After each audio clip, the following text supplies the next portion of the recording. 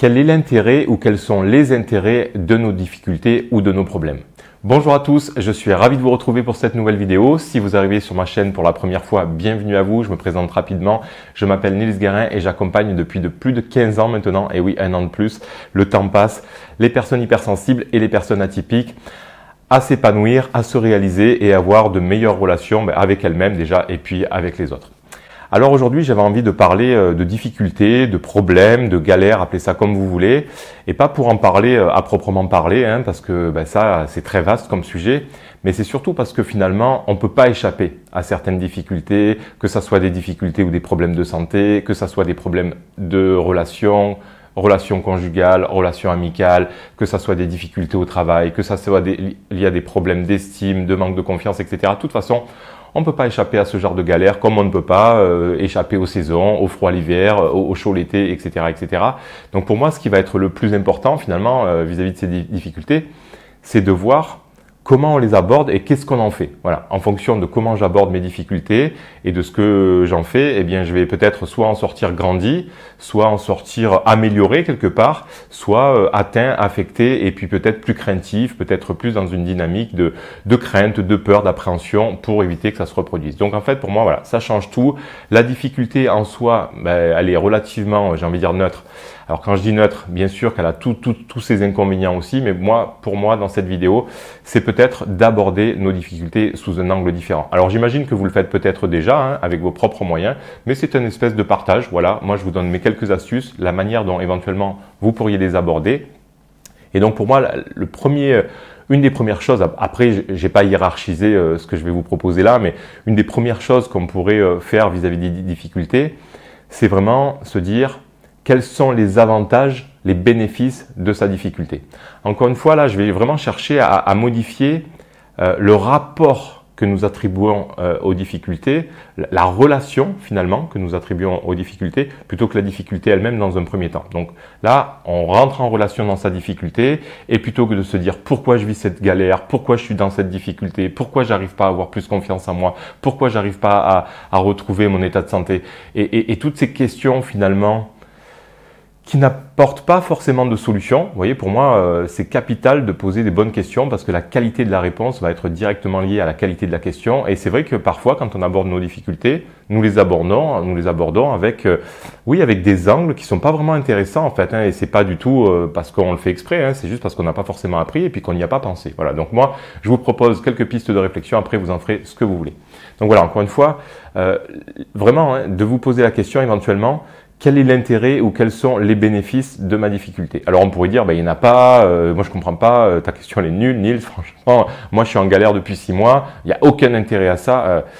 Alors là, l'idée, ça va être déjà de se détendre et de sortir un petit peu de soi-même, dans le sens où on va essayer de s'extraire un petit peu déjà de tout ce qui peut être anxiogène au niveau émotionnel, parce que c'est difficile d'aborder une difficulté de manière relativement neutre si déjà on est focalisé que sur les inconvénients, etc. Vous voyez, si vous êtes hyper focalisé sur un angle de votre pièce, ça va être difficile de regarder l'opposé. Donc là, ça va être de souffler un peu et de dire, ok, concrètement, qu'est-ce que ça pourrait être de manière très objective en fait, les avantages, les bénéfices de ma difficulté. L'idée, dans un premier temps, c'est de éventuellement essayer d'équilibrer ses perceptions. Parce qu'on le sait bien, si vous voyez dans une difficulté que des inconvénients, que des désavantages, que du pourri finalement, forcément que vous allez vivre beaucoup d'émotions anxiogènes, de peur, de crainte, de tristesse, de dégoût, de colère ou de je ne sais quoi. Forcément, si votre cerveau voit que des inconvénients, forcément il va pas vous faire la fête. Donc lui, il va vous dire ça va pas, il faut que tu changes quelque chose. Le problème, c'est qu'on ne peut pas toujours changer les choses tout de suite.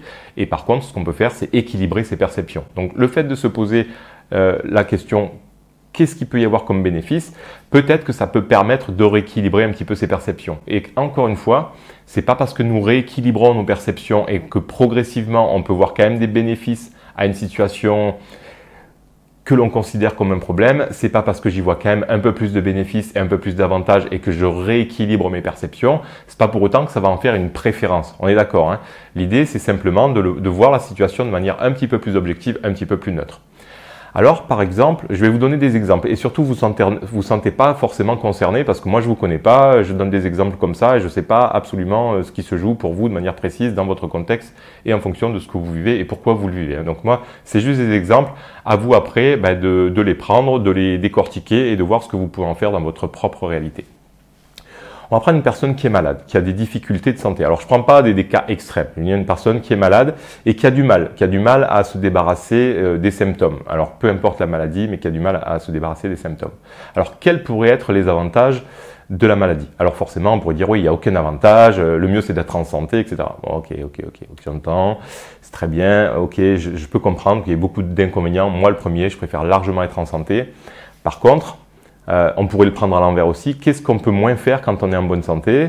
On peut moins se plaindre. Alors on peut le faire, mais ça marche moins bien. Vous voyez, si on est en bonne santé, si on a un travail qui marche bien, et qu'on a un petit coup au moral, en fait, le fait de se plaindre, les gens ils vont dire attends, de quoi il se plaint? Il a tout pour lui, il a la santé, il a de l'argent, il a machin. Bon, donc forcément, en fait, quand on n'est pas en bonne santé, eh bien, il est quelque part plus facile de se plaindre. Alors peut-être qu'on pourrait dire c'est plus justifié. Oui, mais en attendant, on a quand même cette possibilité de se plaindre. On peut aussi davantage attirer l'attention à soi. Le fait de prendre de vos nouvelles. Moi, je sais quand quelqu'un dans mon entourage est malade, j'y fais plus attention. Je vais prendre des nouvelles, je vais faire attention à la personne. Je vais lui demander si elle a besoin d'un coup de main. Peut-être que cette personne va pouvoir se faire aider. Peut-être qu'elle va avoir des aides, que ça soit par l'État ou par je ne sais quoi. Vous voyez, des fois, il y a des personnes qui sont handicapées. Il y a des avantages à être handicapé. Je dis pas encore une fois que c'est une préférence. Juste, il faut voir les avantages. Il y a des personnes qui peuvent venir vous faire le ménage, il y a des personnes qui peuvent vous faire les courses. Enfin bref, il y a tout un tas d'aides et d'attention que vous avez quand vous avez des problèmes de santé que vous n'avez pas quand vous êtes en forme. Et je pense que c'est quand même important de le voir.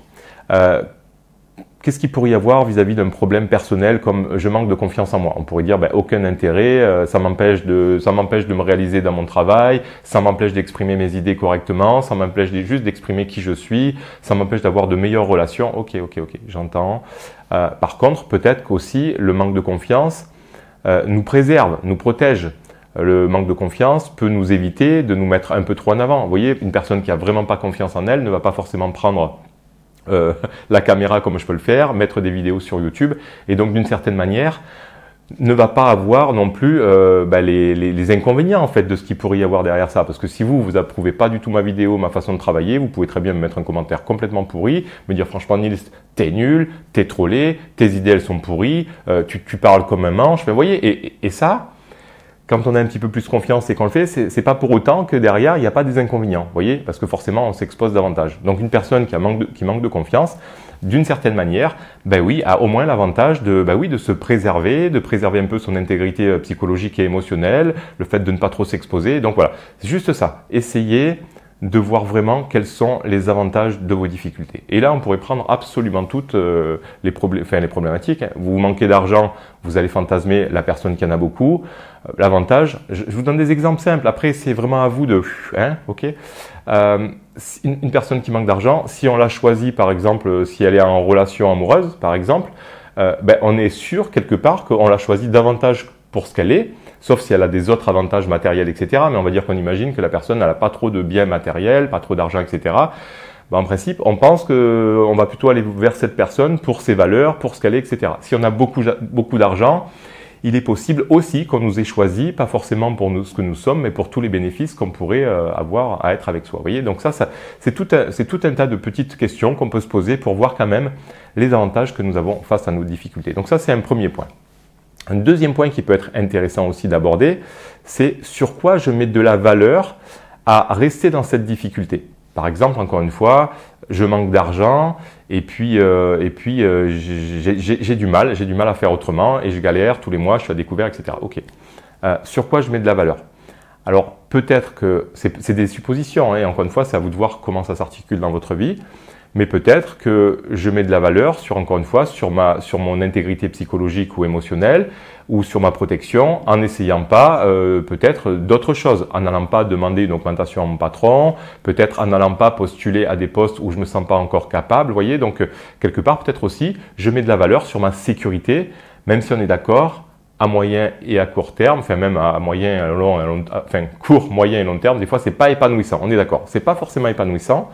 Mais c'est intéressant de voir sur quoi on met de la valeur. Voyez, pareil, si une personne manque de confiance, le fait de ne pas s'exposer, on met de la valeur finalement, encore une fois, sur son intégrité psychologique et émotionnelle, parce que le fait de ne pas s'exposer, on ne va pas s'exposer à des critiques, à des remarques, à des jugements comme je peux le faire ici. Donc forcément, je mets de la valeur sur un certain confort, sur une certaine sécurité. Et c'est, pour moi, à mon sens, c'est intéressant de le conscientiser, parce que du coup, si dans une semaine ou dans 2 semaines, ou qu'on peut être vraiment conscient de ce sur quoi on met de la valeur, si je mets de la valeur consciemment sur ma sécurité pendant 2 ou 3 semaines, peut-être qu'à un moment donné, je vais avoir plus de force, plus de courage pour me dire, bon, étant donné que pendant 3 semaines, je me la suis plutôt coulée douce, en me mettant quand même en sécurité, peut-être que lundi matin, je peux aller voir mon patron et juste prendre le risque de me mettre un peu dans cet inconfort émotionnel pendant 1 heure et d'aller lui demander une augmentation. Vous voyez, au plus on est conscient de ce dont quoi on profite, la sécurité, la zone de confort, etc., au plus aussi il est possible que nous puissions en sortir parce que consciemment, si je profite de quelque chose, c'est complètement différent que si j'en profite de manière inconsciente. Voilà un petit peu l'idée. Donc voilà, posez-vous la question éventuellement, sur quoi je mets de la valeur pour faire en sorte que cette situation problématique perdure. Voilà. Est-ce que je me préserve? Est-ce que je mets de la valeur sur mon confort, sur mon bien-être? Et même si c'est pas épanouissant à moyen et à long terme, et parfois même à court terme, où vous êtes déjà peut-être dans vos galères, mais il y a quand même quelque chose sur quoi vous mettez de la valeur. Donc voilà. Petite stratégie pour essayer, encore une fois, d'amener des angles de vue différents. Après, il y a quelque chose que j'aime bien aussi, c'est, étant donné que nous ne pouvons pas éviter certaines difficultés, c'est aussi aller chercher qu'est-ce que la difficulté va me permettre de développer. Vous voyez, des difficultés, des fois, qui nous demandent, par exemple, d'apprendre à lâcher prise. Parce que nous sommes tellement dans le contrôle, on a tellement envie de contrôler les choses, la vie, etc., que certaines difficultés peuvent nous permettre d'apprendre en fait à lâcher prise. Et si nous ne le faisons pas, eh bien nous vivons une tonne d'inconfort. Donc si j'apprends avec certaines difficultés par exemple à lâcher prise, eh bien peut-être que pour les suivantes, j'aurai acquis cette capacité et il me sera beaucoup plus facile de lâcher prise régulièrement et de continuer à muscler un petit peu ce muscle pour lâcher prise de plus en plus souvent sur des sujets de plus en plus gros. Vous voyez, donc c'est pour moi un peu comme un entraînement, donc ça peut nous servir à lâcher prise. Ça peut nous servir aussi à nous remettre en question. Vous voyez, par exemple, quand je parlais tout à l'heure de les avantages de certaines difficultés qui durent, des fois les avantages quand on est là-dedans, c'est que des fois on ne se remet pas en question. Du coup, on est un peu tranquille. Encore une fois, il y a beaucoup d'inconfort et pas forcément d'épanouissement. Mais parfois, quand on est dans des difficultés, le fait d'y rester, c'est peut-être aussi parce qu'on ne se remet pas trop en question et que ça amène un certain confort. Donc là, les difficultés peuvent aussi nous proposer de nous remettre en question, encore une fois, sur notre fonctionnement, sur notre manière de communiquer, peut-être qu'en difficulté de relation de couple, peut-être que la situation, les conflits, pourrait me permettre et m'obliger, pour améliorer mes relations, de communiquer différemment, peut-être de communiquer de manière plus douce, de manière plus agréable, de manière plus positive. Et donc, ça reste quand même assez intéressant dans le sens où forcément, on sait qu'on va vivre que des relations jusqu'à la fin de notre vie. Donc, si on améliore nos compétences relationnelles, en principe, on va en profiter pendant des années jusqu'à la fin de notre vie. Vous voyez, donc ça peut être ça. Ça peut nous permettre de développer notre persévérance, notre force, un nouvel état d'esprit. Enfin bref, nos difficultés peuvent vraiment nous permettre, si on les perçoit comme ça, de développer de belles capacités, de belles compétences. Et souvent, ce sont des compétences dont nous allons avoir besoin pour réaliser nos rêves. Alors, je ne vais pas rentrer dans le sujet aujourd'hui, parce que pour moi, c'est un peu comme sur une ligne de vie, vous voyez, sur un chemin de vie. Je ne parle pas de mission, je parle plus de chemin de vie, mais parfois, on se rend bien compte que les difficultés nous permettent finalement de développer les compétences qui pourraient être nécessaires à la réalisation de nos rêves et de nos objectifs. Donc ça, éventuellement, j'en reviendrai dans une prochaine vidéo.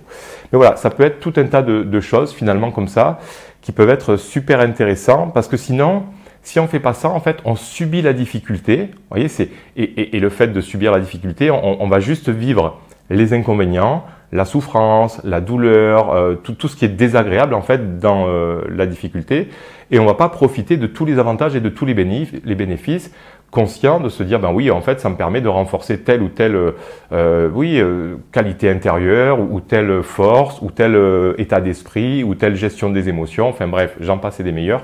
Donc voilà, encore une fois, super intéressant de voir qu'est-ce que les difficultés nous permettent de développer, un peu comme l'avion qui va décoller face au vent et qui va s'élever, s'élever, s'élever. Toutes nos difficultés nous permettent vraiment de travailler sur tout un tas de choses. Moi, je le vois très souvent, notamment avec les personnes que j'accompagne. C'est quasiment systématique, quasiment, pour pas dire à chaque fois, je travaille sur l'estime parce que je vois que souvent, mais alors très très très souvent, nos difficultés sont aussi en lien avec un manque d'estime. C'est-à-dire que souvent, quand on est dans l'échec, on va se juger, on va se critiquer, on va mal se parler intérieurement, etc. Et donc, tant mieux difficulté de m'avertir qu'en fait, je manque d'estime et que je me parle mal sans en être conscient et que tout ça, grâce à la difficulté, je vais pouvoir corriger le tir. Et grâce à la souffrance, quelque part, ça attire mon attention sur des zones qui méritent plus d'attention, plus de considération, plus d'amour. Donc, vous voyez, franchement, les difficultés, des fois, c'est une vraie bénédiction. Je vais y arriver. Certes, sur le moment, c'est difficile. Moi, le premier, quand je me prends la première claque, j'ai tendance à être un peu en réaction. Mais très rapidement après, au plus tôt on arrive à transformer nos difficultés en quelque chose d'intéressant, de productif, de bénéfique, même si c'est désagréable, ça c'est la part on va dire un peu négative de la difficulté, mais on va profiter de tout le reste et puis on va aussi transformer beaucoup plus rapidement nos difficultés et pouvoir en sortir déjà beaucoup plus rapidement et vraiment grandir. Voilà. Bref, j'espère que cette petite vidéo vous a plu. N'hésitez vraiment pas à mettre en commentaire si vous avez aussi d'autres façons d'aborder vos difficultés. Mais ça en fait partie. Donc n'hésitez pas, vous pouvez mettre un commentaire. Vous pouvez aussi me contacter si vous avez besoin de me joindre. Il y a tous les liens sous la vidéo. Et puis moi, je vous dis à très bientôt pour de nouveaux contenus, de nouvelles vidéos. N'hésitez pas aussi à partager, à liker. Bref, vous connaissez la musique. Et moi, je vous dis à très bientôt. Bye bye, salut.